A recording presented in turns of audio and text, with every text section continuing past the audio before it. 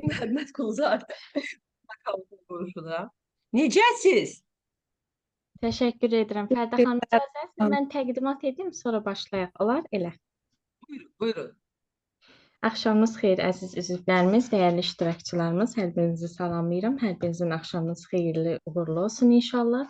Dərya Qrup rəhbəri olaraq Dərya Qrup rəhbərliyi və Dərya Qrupun icraçı direktoru Həsən Məmmədovun təşkilatçılığı ilə bu gün növbəti vebinarımız keçiriləcəkdir.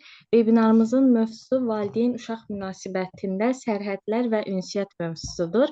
Təlimçimiz isə Sən Bir Sən Beyin Mərkəzinin təsisçisi və rəhbəri dəyərli Fərdə Quluzadə olacaqdır. Fərdə xanım, axşamınız xeyir bir daha. Başlaya bilərik. Uğurlu vebinar olsun hər birimiz üçün. Bir daha deyirəm, axşamınız xeyir olsun. Həsən bəy buradan salamlayıram. Həsən bəy, necəsiniz? Əziz qoşulanlar, qoy bir baxım görüm. Aha, daha çox qadınlardır məncə. Məncə elə hamısı qadınlardır. Bizim qadınlar hər zamanki kimi aktivdirlər. Ən çox ona görə deyirlər ki, həqiqətən də ailə ümumiyyətcə qadınların üzərində, təməlində qurulur. Çünki o ailənin dəyərlərini yaşadan, onu təbliğ eləyən əsas güclərdən biri həqiqətən də qadınlardır. Bax, bugün qoşulanlar da onu göstərir ki, daha çox maraq onlarda var. Əziz dostlar, ilk növbədə Aytaç xanım mən təqdim elədim, sağ olsun. Niyə mən bugün bu Zoom-u aparmaq kimi məsuliyyəti öz üzərimə götürdüm? Çünki deyiləcək sözüm var. Bu çox vacibdir. Əgər bir insanın fayda verə biləcək və deyiləcək bir sözü varsa da o söz deyilməlidir. Bir sualla başlamaq istəyərdim əslində. Ümumiyyətcə, özünüzü tanıyırsınızmı? Əslində, bu cümlə biraz sərt də səslənə bilər. Halbuki sərt çərçivələri, sərt bucaqları heç sevmirəm. Sərhədləri ailədə kim qoyur? Valideynlər. Düzdürmü? Kim qoymalıdır? Valideynlər. Uşaqlar isə o sərhədlərə uyğunlaşan bir tərəfdir. Amma inanın mənə ki, sərhədlər bir valideynin şəxsiyyətində başlayır və bitir. Bəli, əzizlərim, sərhədləri əgər qoyan valideyndirsə, o ilk növbətə özünü tanıyan, özünü dərk edən, öz yolunun, öz həyat yolunun nəinki iştirakçısı olmaq olar. Hamımız bu yolun iştirakçısıyıq. Amma o yolun tam sahiblənmiş, hara getdiyini bilən, nə üçün yaşadığını bilən, hər gününü nəyə bağladığını dərk eləyən bir şəxsiyyət olmalıdır. Bax, nöqtə budur. Bu nöqtədən başlamaq istəyirəm. Əgər məsələn sual versəydim sizə ki, məsələn, özünüzü nə dərəcədə tanıyırsınız? Bəzi insanlar deyə bilərlər ki, tanıyıram. Əziz dostlar, tanıyıram deyən qrup ümumiyyətcə bu sualın əsl cavabından çox uzaq olan bir qrup. Tam məsuliyyətlə sizə deyim. Bəziniz deyə bilərsiniz ki, düşünürəm tanıyam. O insan artıq o təkəbbür yoluna çıxmış bir insan olur. Amma tam 40 yaşından sonra özünü tanımağa özündə cəsarət tapmış bir insan kimi sizə deyə bilərəm ki, bu yola çıxmışam. 2 ilə yaxındır bu yolda gecə-gündüz çalışıram. Özümə dayanmadan suallar, hərəkət, sübutlar, özümlə dalaşıram, özümlə barışıram, özümlə üzləşirəm. Yəni, bu insan, bu yola çıxmış bir insan deyə bilərəm ki, bu sualın cavabı çox çətin, çox mürəkkəb. Amma niyə bu sualın cavabını axtarmağa dəyər? Bunu mən sizə deyim. Çünki bir insanın bu həyatda əsl uğur hikayəsi, əsl real uğuru Əsl real nəticəsi, xoşbəxtliyi, hamısını özünü tanıdığı, özünlə tanış olduğu andan başlayır. Bax, bunu sizə deyim, bunu tam məsuliyyətlə deyirəm sizə.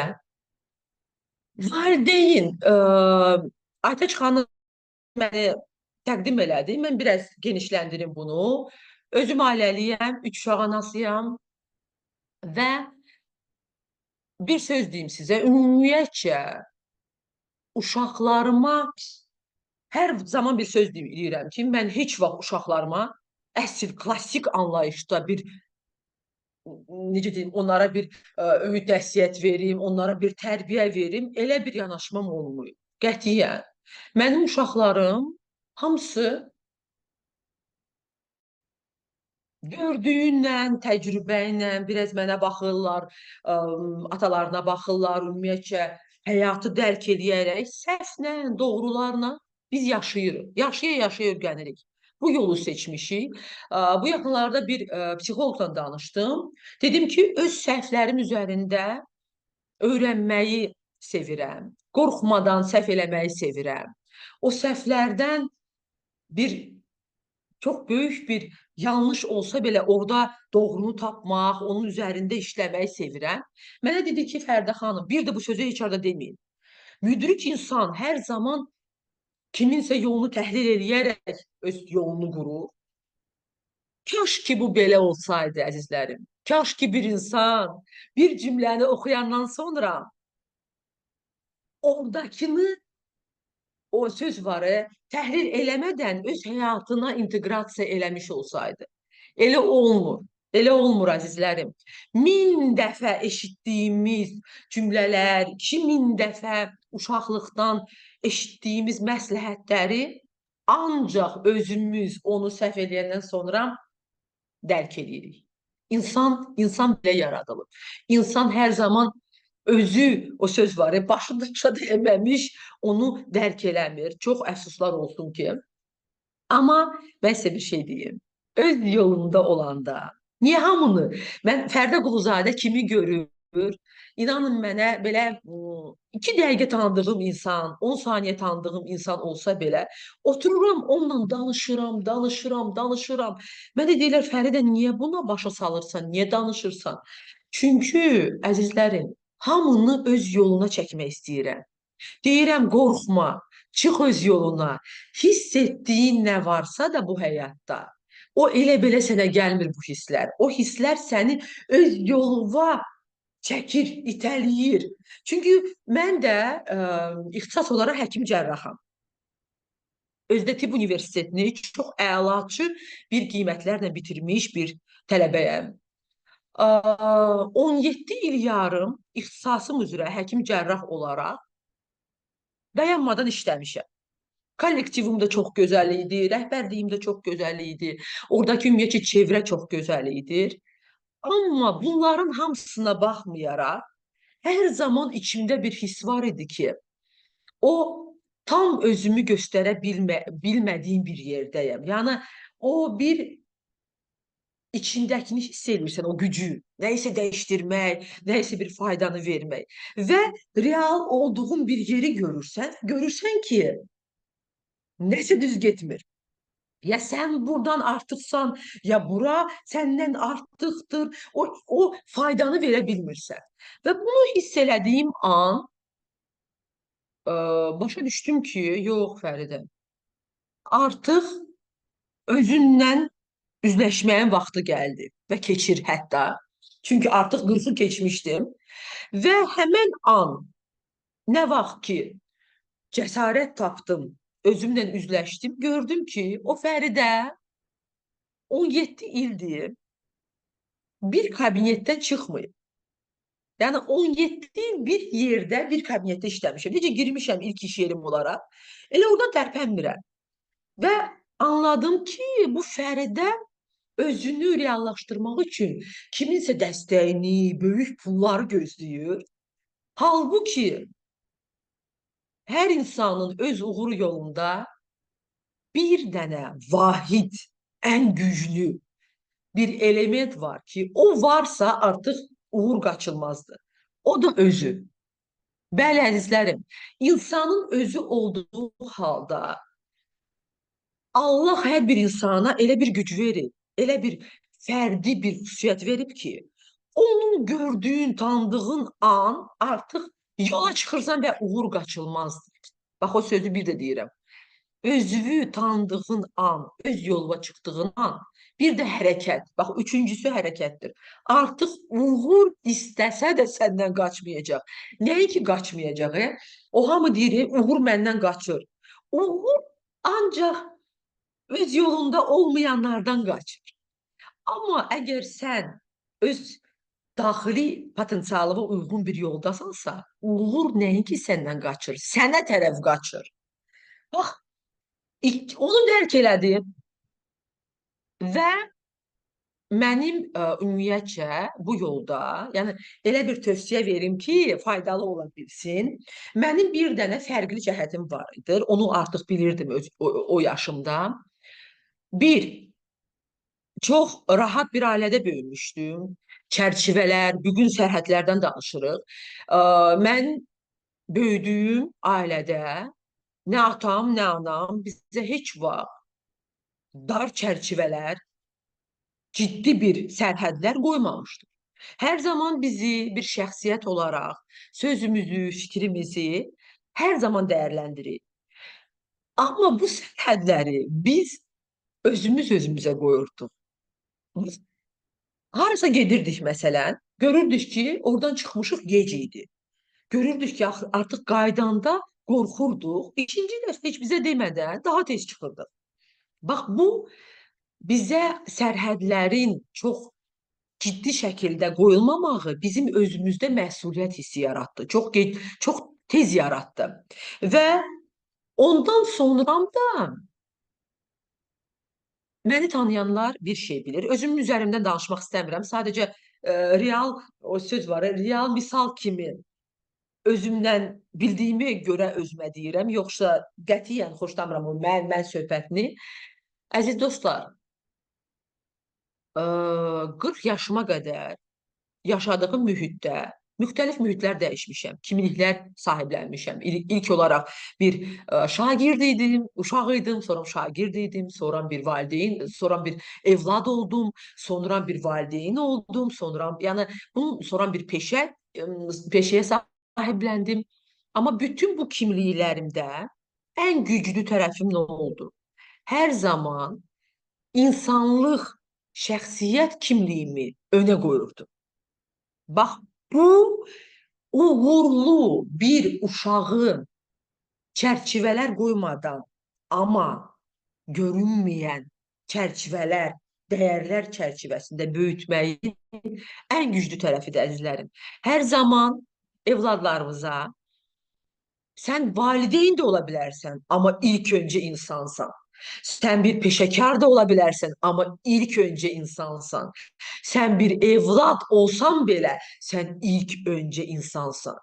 İnsan olmağı, şəxsiyyət olmağı öyrətsəniz, artıq işinizin 98%-ni görmüş olursunuz bir valideyn kimi. Bəli, çünki mən Azərbaycanda xüsusilə də hər bir millətin mentalitet olaraq bir cəhətləri var ki, hansı ki daha qabarıqdır. Bizdə bəzən ən tam açıq deyim, bəyənmədiyim tərəf odur ki, öz valideynlər öz evladlarını aşırı qoruyur. Aşırı qoruyur. Hər şeyin balansı gözəl. Baxın, bəzi valideynlər görürəm, evladını qoruyana deyir ki, mən evladıma görə hər şeyə gedərəm, hər kəsi parçalayaram. Bu söz mənə o qədər qorxunc gəlir ki. Çünki əzizlərim, bəli, qorumaq hissi ümumiyyətcə bütün bəşəriyyətdə var. Yəni, heyvanlar da öz balalarını qoruyur, yəni biz də insanlar qorumalıyıq, amma heyvanlar aləmindən insanları fərqləndirən nədir? Bizim insanlığımız. Bəli, bizim evladımız olsa belə, əgər o evlad düz eləməyibsə də, insanlıq prinsipini kiməsə qarşı pozubsa, biz ilk növbədə baxmalıyıq ki, kim doğrudur, kim yanlışdır. Ondan sonra ilk insanlıq kimliyimizi qabağa verməliyik. Sonra valideyn kimliyimizi. Onda artıq sizin evladınız da dərk eləyəcək ki, məsələ mən kimin oğluyam ya da yanımda atam var, yoxdur deyil. Məsələ mənim yanımda atam, anam olmasa da, çünki nə qədər uşaqlarımız var ki, valideynlərini itirmiş. Onun yanında atası, anası yoxdur. Amma o uşaq da biləcək ki, fərqi yoxdur. Bu uşağın valideyni gələndə o bizi düzgün qiymətləndirə biləcək bu hadisəni və məni qoruyacaq. Bax, bu çox vacibdir. Bu yaratdığımız Sən Birsən beyin mərkəzində təməl prinsip bütün insanlara, uşaqlardan başlayaraq, uşaqdır, gəncdir, böyüklərdir.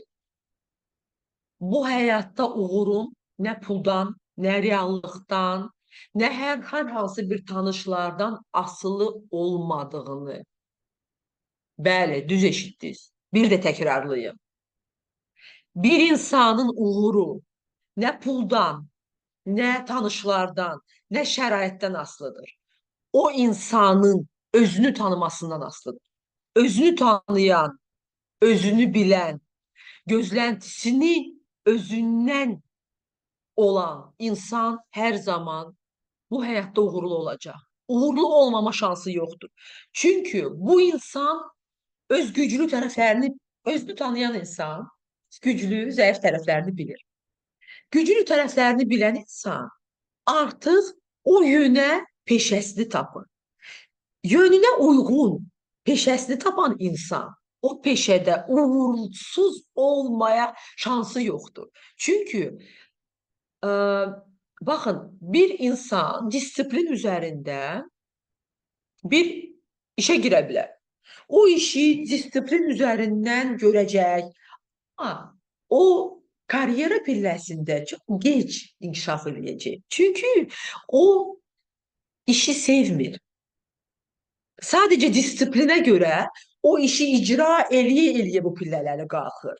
İnanın mənə ki, bir insan gələr, hansı ki o peşəni sevir, hansı ki o peşə ona nəinki uyğundur, o işi əziyyət çəkmədən, düşünmədən, o bir söz var, asan icra eləyir.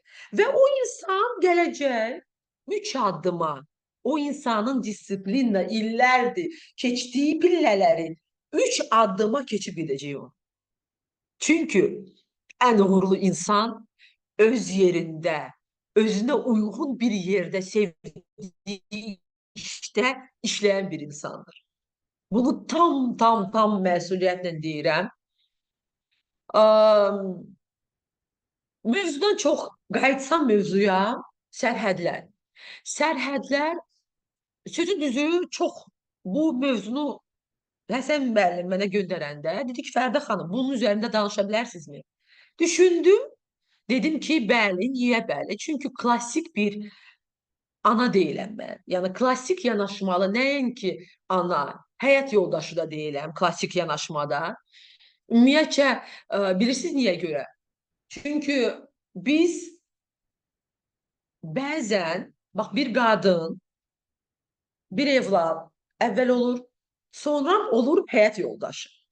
Həyat yoldaşı olanda ondan sonra olur ana. Və bu bəzən bizim qadınlar o həyat yoldaşı kimliyini ya da ana kimliyini elə sahiblənir, elə qabardır ki, artıq o bir qadın kimliyi qalır qıraqda, insanlıq kimliyi qalır qıraqda, özü qalır qıraqda, özü birbaşa özünü fəda eləyir bu ailə məsələlərinə.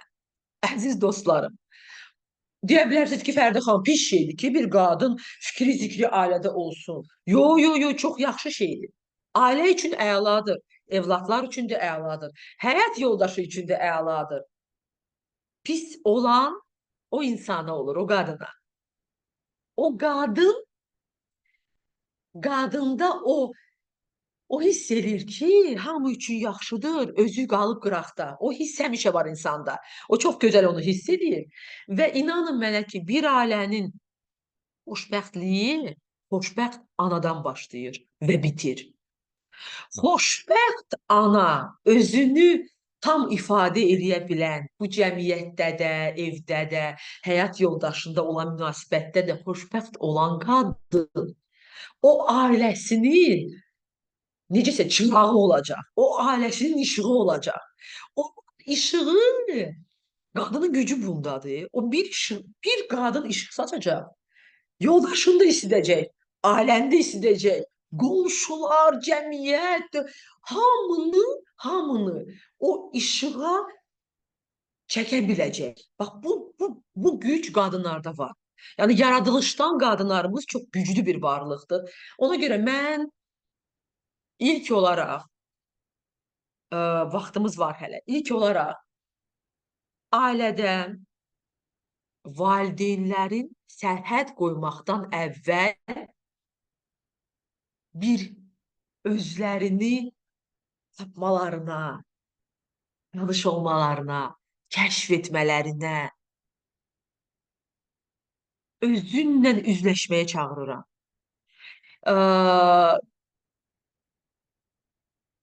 Kimsə elə bilər ki, bu yol asan yoldur. Artıq il yarımdır ki, bu yola çıxmış bir insan kimi deyə bilərəm ki, çox çətin bir yol. Çox çətin bir yoldur. Mən indiyənə qədər tam özümün tərəfləri ilə üzləşməyə hazır deyiləm. Tam məsuliyyəti sizə deyirəm bunu. Çünki elə bilirdim cəsarətliyəm. Sən demə baxır harda. Elə bilirdim ki, məsuliyyətliyəm. Sən demə baxırdım harda. Elə bilirdim ki, dəyişim eləməyə gücüm var. O da baxır harda. Ona görə bu yol yavaş-yavaş gedilən, tələsik bu yolu getmək olmaz. Çünki bu yolda insan mərhələli şəkildə özünü tanıyır. Birinci özündən dalaşır. Sonra özünü başa düşür ki, niyyəti nədir? Niyyətdən sonra başlayır yavaş-yavaş özünlə barışmağa, özünlə danışmağa. Siz bilirsiniz ki, bir düşünün ki, özünüzlə nə vaxt sonuncu dəfə danışmısınız? Olubmu elə şey? Bax, bu insan belədir. İnsanlar hamı, ən əsassda gənclər. Gənclər elə bilir ki, hamı ondan daha maraqlıdır. Daha çox qulaq asır özündən çox. Çox bir obyekt olaraq dəyərləndirir, onu bir baxır, onu təhlil edir. Özü başqa var onun həyatında. Halbuki uğurunun açarı odur. Sən bilirsən beyin mərkəzinin sıfırdan bir Azərbaycanlı insanı üçün Milli Psixososial Şəxsi İnkişaf Proqramı yaradı. Şəxsi İnkişaf Proqramının ana təməli, adını sizə deyim, başa düşəcəksiniz. Açar sənsən. Bu qədər asan. Bu həyat onsuz da çətindir. Onu çətinləşdirməyə ehtiyac yoxdur, əzizlərim. Sadə bir düsturu başa düşsək ki, bir insanın uğurunun açarı onun özüdür. Çünki hər bir insanda, sizdə də, evladınızda da bir şeyi ona başa salmalısınız sərhədlərdən əvvəl. Sərhədləri başa salacaqsınız. Əsas ona başa salın ki, bu uğur yolunda müxtəlif qapılar çıxacaq qabaqlar. Özdə qapılar fərqli olacaq. Biri dəmirdən olacaq, biri poladdan olacaq, biri taxtadan olacaq, biri heç o Buratina qapısı kimi kağızdan ola biləcək. Amma bir qapını valideyn açar, kömək eləyər. Bir qapını tanış açar. Bir qapını pulla aça bilərsən. Amma yenə də qapı çıxacaq. Bunu açdıqsa biri də çıxacaq, biri də çıxacaq. Yəni sonuna qədər bütün bu qapıları aça biləcək yeganə açar o insanın özüdür. Özünü tanımasıdır, özünü dərk etməsidir. Bunu anlayan insan artıq Gözü orada burada olmayacaq. Gözləntisi olmayacaq ki, ay papam pul versin ya da valideyni mənə kömək. Artıq başa düşəcək ki, bu məsuliyyət mənim üzərimdədir. Çünki açar mənəm, uğurun açarı mənəm. Əziz dostlar, ə, ikinci ən önəmli bu həyatda çıxartdığım bir dərs oldu ki, birincisi deyirlər, şərait dəyişir, zaman dəyişir, devran dəyişir, insan dəyişir. Əzizlərim, insan dəyişməlidir. Onsuz da təkəbbür yolu olsun, fərqi yoxdur, inkişaf yolu olsun. Bu bir dəyişimdən başlayan və gedən bir yoldur. Amma hər zaman insanın dəyişməyən özünün prioritetləri olmalıdır. Özü qalmağı bacarmalıdır. Bu çox vacibdir. Yəni inanın ki, mənə bu gün mənim layihəmdə ən çox mənə kömək edən budur. Ən çox. Yəni mən bu yola çıxanda artıq 50%, bax, özümü tanıyan bir insan olmasaydım, heç bu yola çıxmağa cəsarətim olmazdı. Əziz dostlar, hər zaman heç vaxt evə girəndən sonra, bax bu evə girdin, evin qapıları bağlandı da. İnsanlarımız çoxu bir işdə bir maska geyinirlər, bir belə qəribə bir necə sizə deyim, bir şəxsiyyət bir siması götürürlər, bir dəyərlər siması götürürlər. Amma evə gələn kimi onu qoyurlar bir qırağa qapıdan və girirlər, başlayırlar dəyərsizlikdən danışmağa, başlayırlar kimisə aşağılamağa, başlayırlar necəsə deyim, işin dalınca danışmağa və bunun hamısını nəinki həyat yoldaşı görür, uşaqlar da görür. Və artıq boşanmalar var. Sayda artdıqca artır. Biz bunu bilirik. Halbuki dövlət boşanmalara qarşı bu bir strateji bir proqramlar qrubu. Yəni milyonlarla pul xərclənir. Hər ildə bunun büdcəsi artır ki, ailələr dağılmasın, uşaqlar tam bir ailədə böyüsünlər. Amma bunun hamısına baxmayaraq, dövlət qurumları iş görür, nələr eləyir, o statistikanı 0,1, 0,2 dərəcəsində belə dəyişə bilirlər. Bilirsiniz niyə? Əziz dostlar, dediyim kimi, insanlar o qədər cəmiyyətdə maskalanmış bir şəkildə yaşayırlar. Evdə əsl üzü çıxanda üzə, artıq o ailədə dəyər yoxdursa o insanda, nə dəyər qalır, nə hörmət qalır. Ailə başlayır dağılmağa. Mən sizə bir söz deyim. Ümumiyyətcə, bəzi stereotiplər var. Ailə dəyəri, valideyn dəyəri. Əzizlərim, bu həyatda hər şey kaş belə bir mənalı sadə ola. Yəni bir mənalı ola, yəni belə deyil. Əgər biz ailə deyiriksə, bu ailə dağılırsa, biz ona baxmadan ki, səbəb nədir? Ailə dağılmasın, qalsın deyə bilmərik. Çünki bəzi ailələr var ki, bunu iki dənə özünü tanımayan bir insan yaradıb. Və bu ailəni yaradıb, bu ailədə nə dəyər var, nə bağlantı var, nə bir şey var.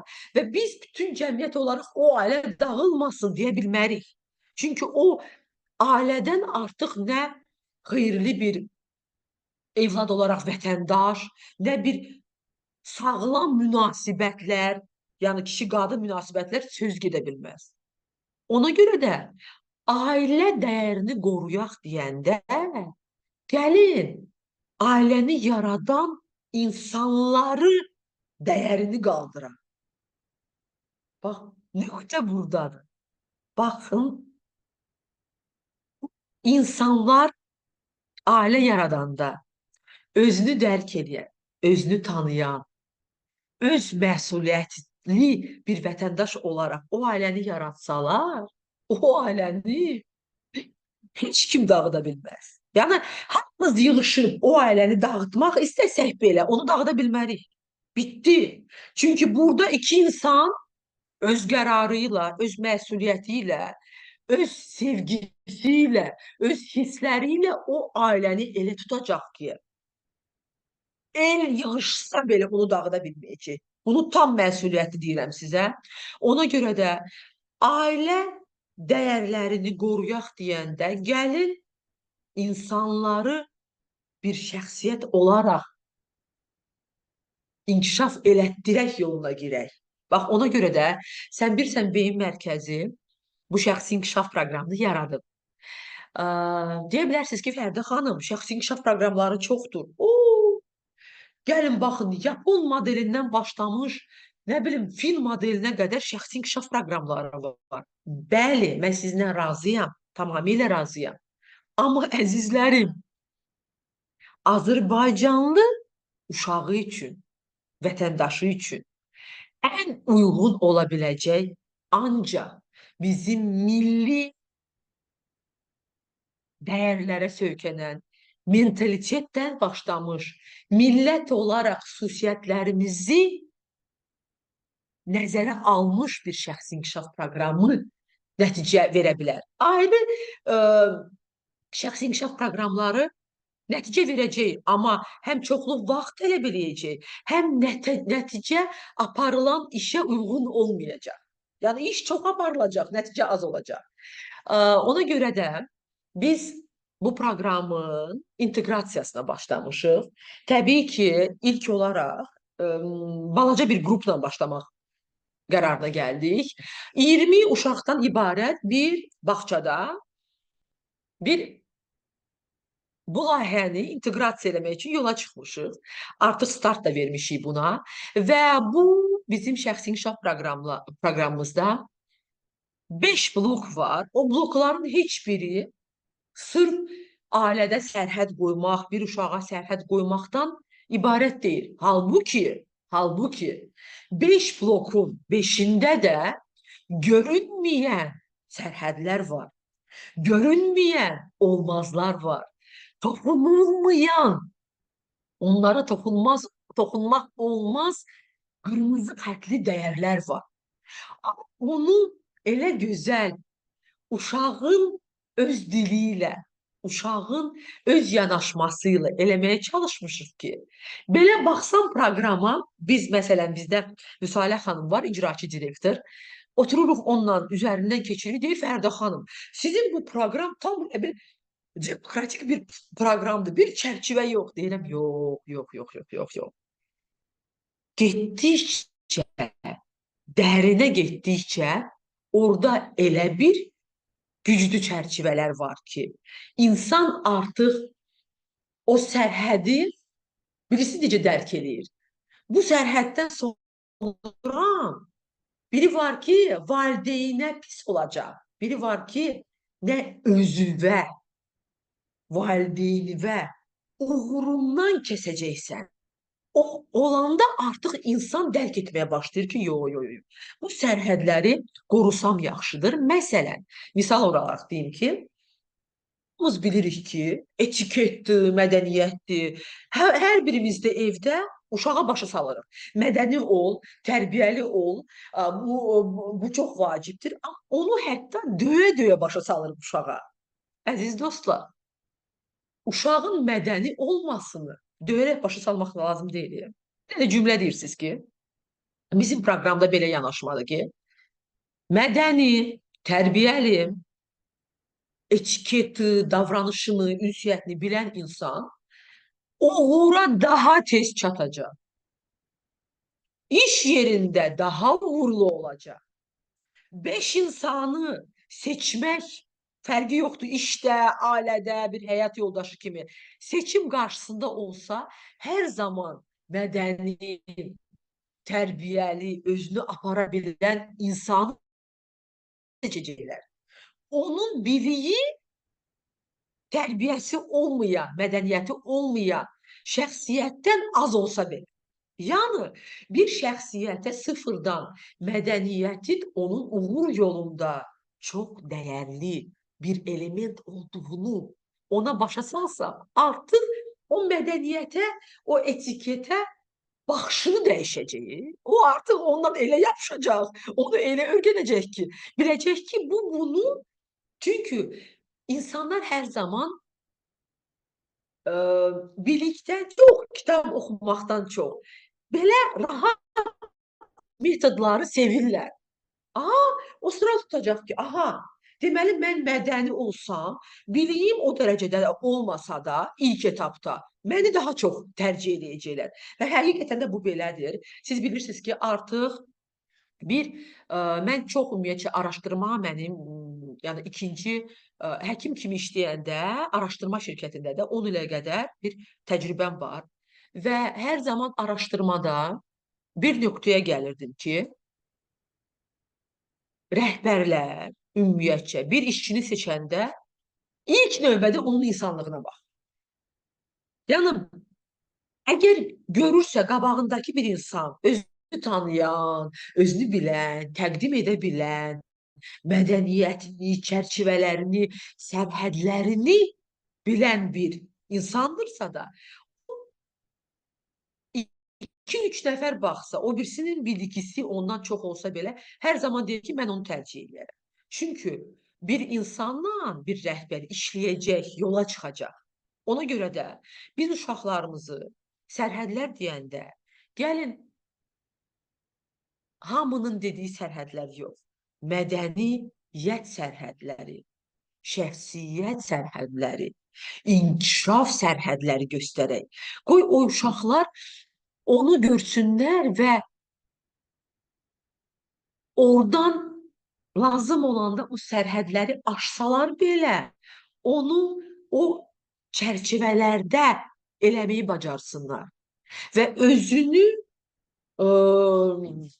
bax özünü görmək. Şəxsi inkişaf proqramında ən çətin rastlaşdığımız tərəf də budur ki, bir uşağa ilk gündən özünü qıraqdan görməyi necə bu mexanizmi yaradar? Çünki bir insanın inkişafı mütləq ki, özünü kənardan görməyi bacarandan sonra başlayır. Çox vacibdir.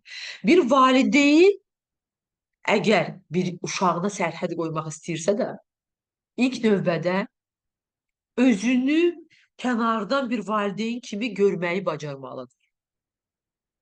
Bax, deyə bilərsiniz ki, Fərdə xanım, o nə cümlədir? İnanın mənə ki, baxın, bugündən elə bir özünüzü valideyn kimi kənardan bir baxın, təhlil eləməyə başlayın. Amma çox xahiş edirəm, real təhlil olsun. Yəni, tərəfdaşlıq eləməyin. Və görəcəksiniz ki, sərhəd qoyan insan, sərhədləri tələb edən uşaqdan insan özü nə dərəcədə o sərhədlərə öz həyatında şamil eləyirmi? O sərhədlərdə qala bilirmi? Kiminsə sərhədini hörmət edə bilirmi? Öz sərhədini kiməsə kənardan keçməyi, tapdalamamağı öyrənibmi? Bir onun o sualın cavabını tapsaz, onu eləyə bilsəz, ondan sonra inanın mənə ki, hər şey bu insan özündən özü üzərindən keçəndən sonra bu məsələ dərk edir. Siz özünüzü kənardan bir insan kimi təhlil eləməyi bacarsaz, görməyi bacarsaz, birdən-birə o uşaq var ya yanınızdakı, hansını ki siz neçə illərdir böyütmüsünüz. Birdən-birə o sizin gözünüzdə elə qalxacaq bir şəxsiyyət kimi. Elə başlayacaqsınız ona sərhədlər qoyanda 10 dəfə düşünəcəksiniz ki, o sərhədləri hardan qoyum ki, onu incitməyim, ki, ona başa sal. Sərhədləri bir də ən əsası. Kör-kör görməyin. Mən valideynə belə deyirəm, belə söhbət yoxdur. Siz sərhədləri qoyursunuzsa da, izahını da verməyə bacarmalısınız. Siz uşağınıza sizin də sərhədinizi keçməməyi öyrətməlisiniz. Yəni, valideyn işdən gəlibsə, bugün elə psixologumuzdan onun üzərindən danışırsınız. Əgər mən yorulmuşamsa, uşaq mənə deyirsə, məsələn, mama, mənə bir yemək bişir, falan nəsə istəyirəm, mən yorulmuşamsa da, Əsli həqiqətən yorulmuşamsa da çox rahat mən deyirəm ki, yox, yox, yox, yox, mən yorulmuşam, sabah bişirərəm. Yəni ay yox, yorulsam da fədakarlığa girib durum mən bir anayam, bunu bişirim. Yəni buna ehtiyac yoxdur əzizlərim. Çünki bir uşaq bir şey istəyəndə onu almamağı da öyrənməlidir. Ac qalsa da bir dəfə ac qala da bilər. Biz uşaqlığımda papam, mamam işdə olubdur. Acıda qalmışıq, özümüz özümüzə yemək də bişirmişik. O bişirərək, yandıraraq o yeməkləri ondan üzərində də öyrənmişik. Nə oldu ki bizə? Şükür Allaha, şəxsiyyət kimi də hamımız böyüdük. Yəni bir uşağa situasiyadan çıxmağı, nəyisə olmasa, çünki hər şey olanda o komfort zonası olur. Bilirsiniz necə? Komfort zonası hələ bu günə qədər heç bir güclü şəxsiyyət yetişdirməyib. Bunu tam əminliklə deyirəm sizə. Komfort insana rahatlıq, passivlik, insana yaradıcılıq deyilən bir şey olmur komfort zonasında. Oturursan, uzaq baxıb seyr eləyə bilərsən. Amma komfort zonadan çıxış artıq insanı düşünməyə dərk eləyir, vadar eləyir. Bax, mən gəlirəm evə, bir də görürəm uşaqlarım 3 cürə yemək bişiriblər. Çünki bilirlər ki, bunlar evə gələndən sonra yorğun olacaq. O, biz ona desək də bişirməyəcək. Bu fakt ki, bilirlər ki, anaları yorğun olanda onlara bişirməyəcək, artıq onları məni gözləmədən hərəkət eləməyi, biri bazarlıq düşür eləyir, biri çağırır bacısını, gəlir, qızım bişirir, gəlirəm, hətta onların bişirdiklərindən də özüm yeyirəm. Xəbəriniz olsun. Bu normaldır, əzizlərim, bu normaldır. Lazım deyil hər şeydən faciə çıxartmaq. Bu, biz hər zaman yanımızda olmayacaq ki, uşaqlarım. Uşaqlarımızı xaricə göndəririk oxumağa, oradan bir də görürsün, 2 aydan sonra uşaq qayıdır geri. Mama, mən sənsiz qala bilmədim, uyğunlaşa bilmədim. Bəli, qala bilməyəcək də. Bəlkələr Afrikaya göndərin. Orada özlərinə bir yemək bişirəcək əzizlərim. Bunu zarafat olsa da deyirəm, amma bu həqiqətdir əzizlərim. Mən məcburam bunu deməyə. Çünki bizim evdə uşaqlar ilk gündən özlərini dərk elədiyi andan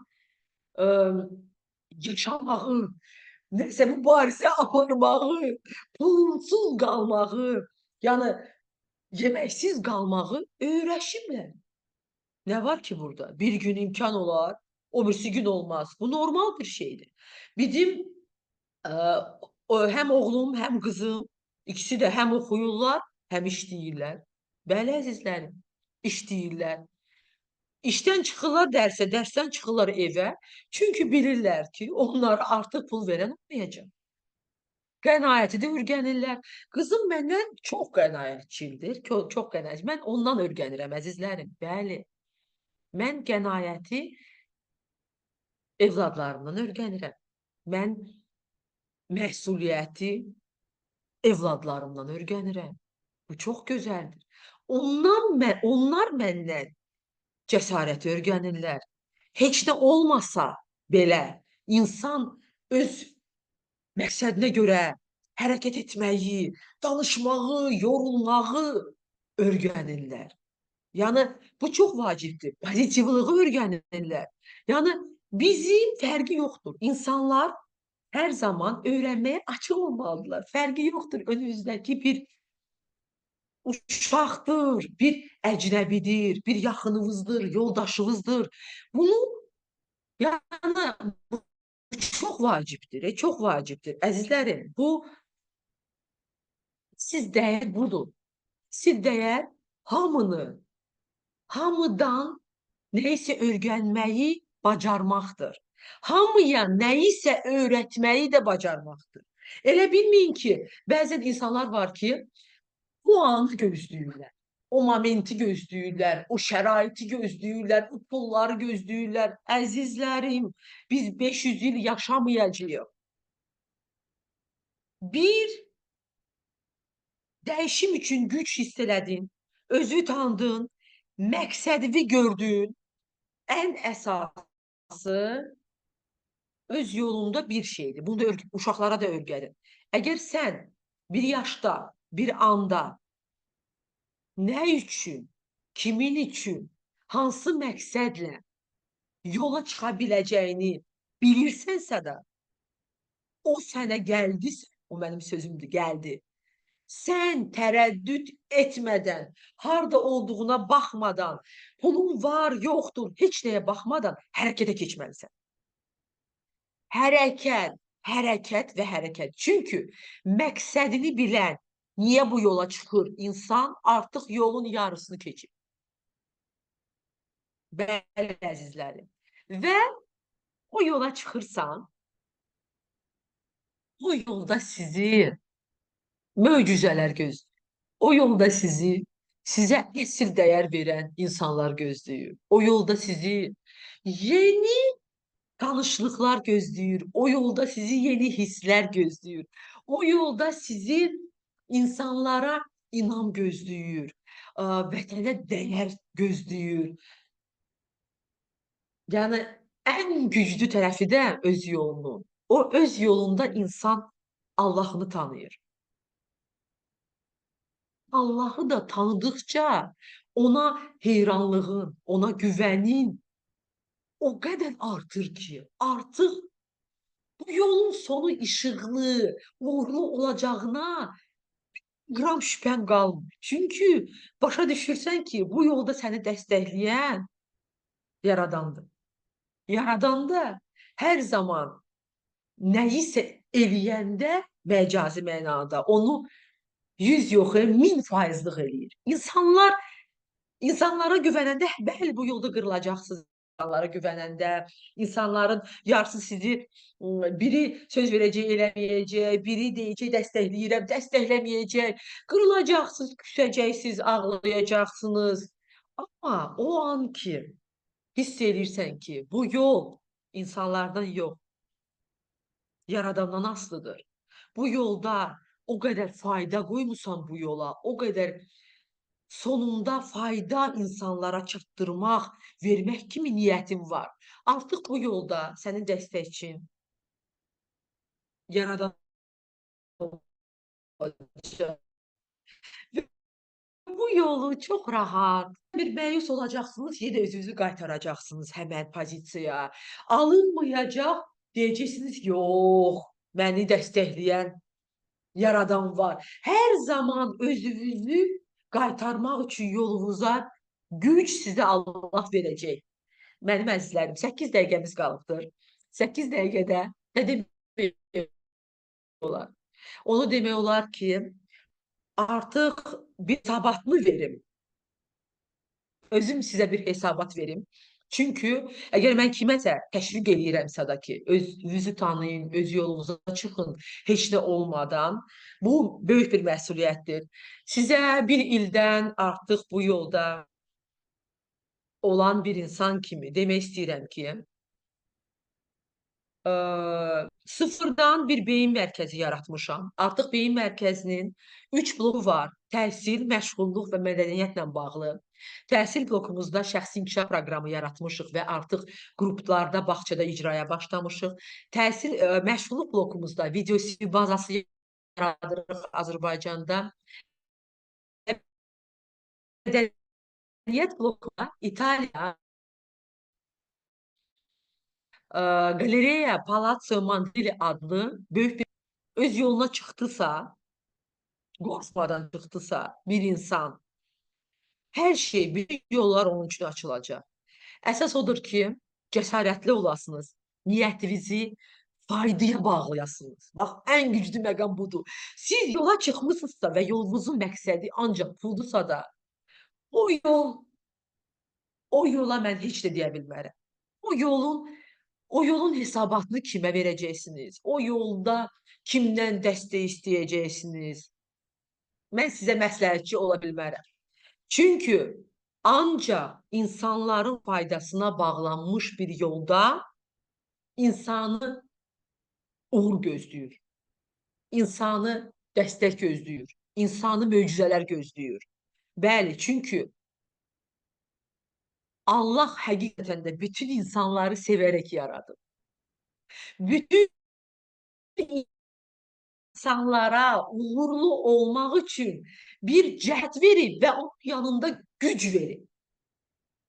İnanın mənə, mən buna əmin olmasam, mən bu yola 17 illik cərrah karyeramı ərzəmlə yazıb çıxmazdım. Mən bir qram şübhəm yoxdur ki, Allah bütün insanları nəinki sevib yaradıb, onlara hər şey verib. Hər bir insan, hətta küçədə elə-belə gedən bir uşaqda elə bir cəhət var ki, onu böyük alim belə ona həsrətlə baxır ki, bu cəhət məndə olsaydı, mən Nobel laureatı olardım. Bəli, əzizlərim, sadəcə deyə bilərsiniz ki, bəs niyə o gənc Nobel laureatı deyil? Sizə başa salın. Çünki o gənc əli aşağı salınmış bu küçədə gəzir, bir pul axtarışında, halbuki bilmir ki, xəzinə onun içindədir.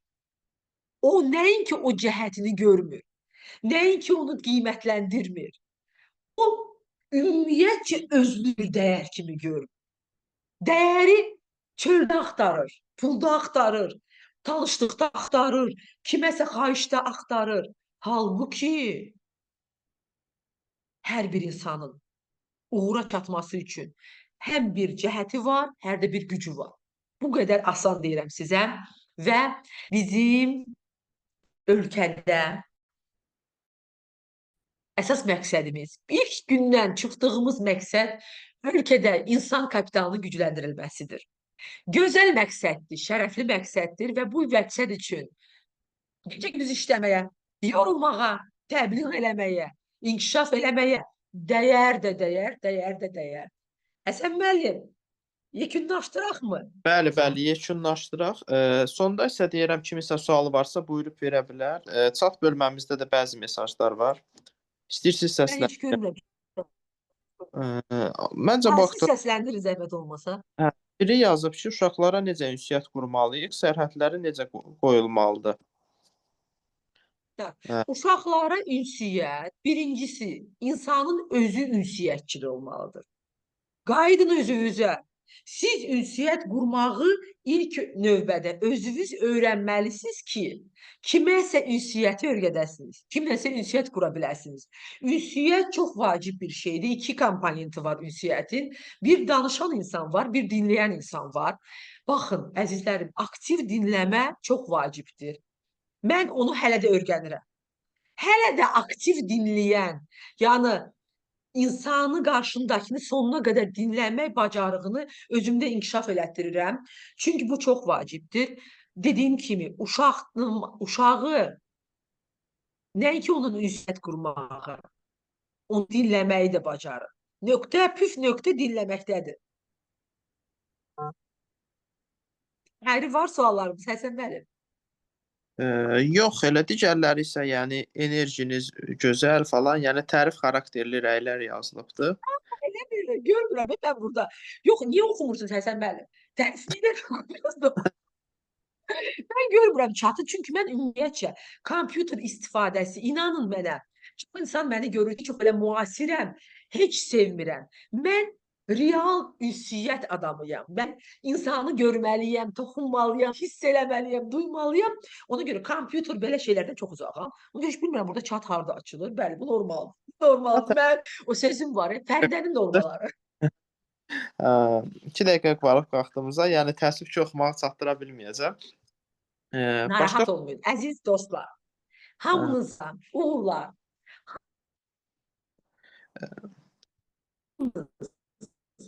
Öz evladınıza cəsarət nümunəsi, hərəkət nümunəsi, uğurdan qorxmamağı, uğur üçün çalışmağı, o nümunə olmağı bacarmalısınız. Özünüz nümunə olun, uşağınız, evladınız. Mən onu görməsəz də, mütləq ki, o yaş, o an gələcək ki, o sizdə gördüyünüzü öz həyatına tətbiq eləyəcək və deyəcək ki, mən bunu atamdan ya da anamdan öyrənmişəm. Bax, uğur, zəfər anı o an olacaq. Mən hamınıza o anları çoxlu-çoxlu yaşamağı arzulayıram, əzizlərim. Bəli, bəli, bəli. Bu çox vacibdir. Özünüz nümunə olmalısınız. Aytaç xanım, sizə də təşəkkür edirəm. Gənc xanımmısınız. Yəni mən çalışdım ki, praktik bir məsləhətlər verəm. Bəs çox şey oldu məsləhətlərimiz, amma real işləyən məsləhətlər verməyə çalışdım. Siz də bunları tətbiq eləyin. Çox sağ olun Fərdə xanım, təşəkkür edirəm. Çox maraqlı və maarifləndirici bir webinar oldu. Enerjiniz mükəmməldir. Yəni həqiqətən də fikirləriniz də çox dəyərli oldu mənim özüm üçün də. Yəni bir örnək məsləhət oldu hətta. Necə deyirlər, el arasında bir söz var, qulağına sırğa et. Məsləhət tipli sözlər Ay, deyəndə sağ elə olun. deyirlər adətən. Qulağıma bir sırğa oldu. Təşəkkür edirəm, minnətdaram, çox sağ olun. Çox Yaddan mükəmməl çıxartmayın, bir uğurun açarı sizsiz. Təşəkkür edirəm. webinar. Hamınıza Minnətdaram. yaxşı axşamlar arzulayıram. Özünüzə baxın, özünüz dəyərlisiniz, uğurun açarı sizsiz. Bunu unutmayın. Çox sağ olun. Oldu, sağ olun. Sağ olun. Sağ olun.